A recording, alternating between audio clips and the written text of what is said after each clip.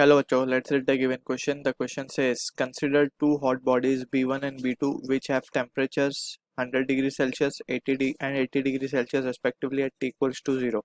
The temperature of the surrounding is 40 degrees Celsius. The ratio of the respective rates of coolings are R1 and R2 of these two bodies at T equals to 0 will be. So option A हमें given है R1 is to R2 as 3/2.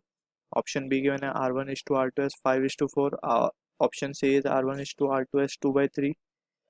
And option D is given as R1 is to R2 as 4:5.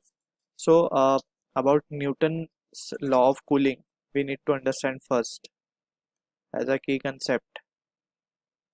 So Newton observed that the rate of cooling, that is हम क्या लिख सकते हैं, dt by dt is directly proportional to the change in temperature और fall in temperature हम कह सकते हैं. ठीक है.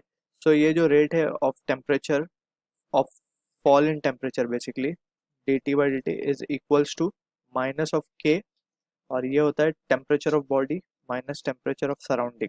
ठीक है. तो this is what Newton observe किया जब कभी भी हम एक हॉट बॉडी को सराउंडिंग में रखते हैं, so it tends to cool. ठीक है.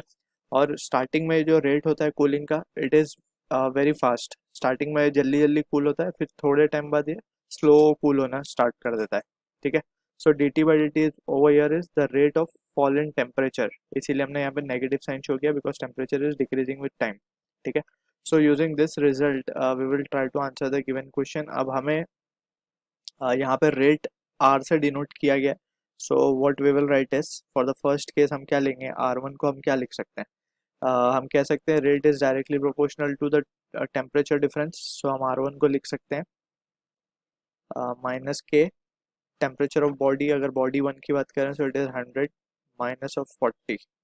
And similarly R2 की अगर हम बात करें तो हम क्या लिख सकते हैं, minus K 80 minus 40. ठीक है. अब इन दोनों का रेशियो अगर ले लें, सो R1:R2 हमारे पास क्या आएगा, and that will be equals to, ये हो जाएगा हमारे पास 60/40. तो 60/40 का मतलब है 3/2. So this is the answer to the question जो कि मैच होगा ऑप्शन ए के साथ. I hope you understood the solution. All the best.